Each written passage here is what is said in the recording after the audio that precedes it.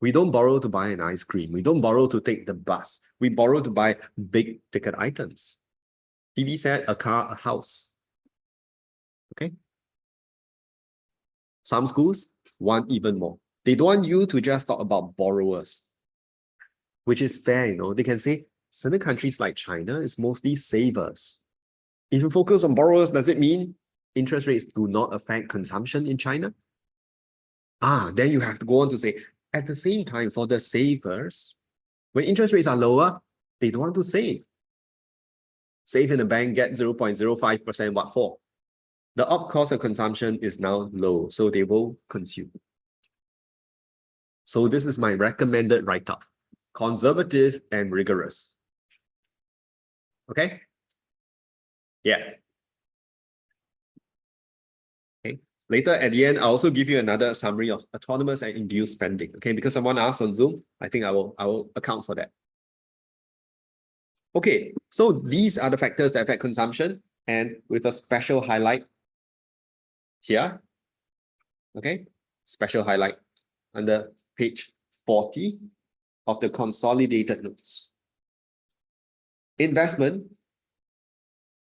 is affected by interest rates. It's the same as your cost of credit, but credit normally we use for consumers, like credit card. Okay. It's affected by corporate tax.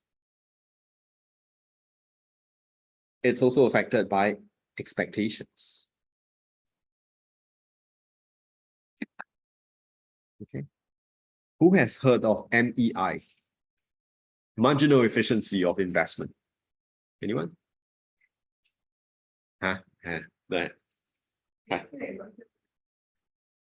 Okay, what is marginal efficiency of investment? Okay, yeah, I think some of you have heard of this.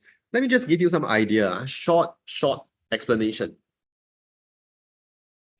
Marginal efficiency of investment.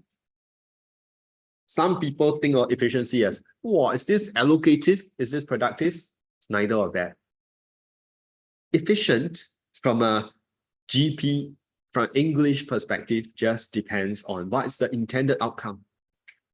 If I say, wow, this helper is very efficient at doing work.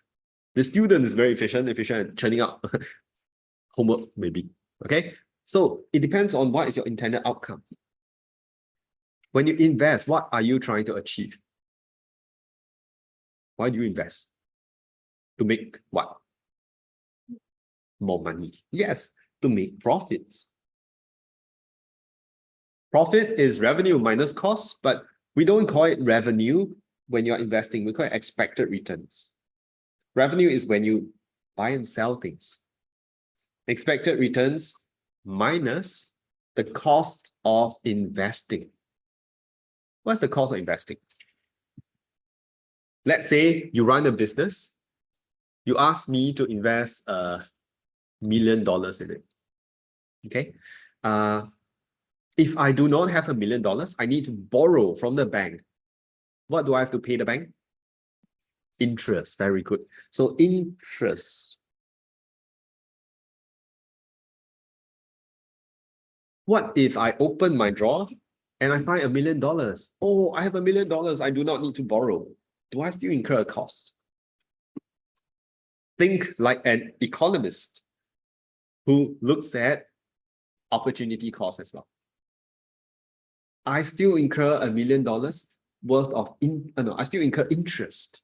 I don't invest in your business. I could have put $1 million in the bank to earn interest. So either way, interest rate is the cost of investing. Yes.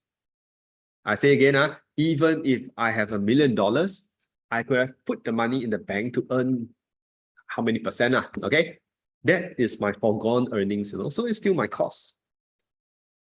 Because of that, can you see that investment is inversely related to interest rates? The higher your interest rates, the lower your expected profits. That's why if your notes even show you MEI curve is downward sloping, inverse relationship. That's it. Okay.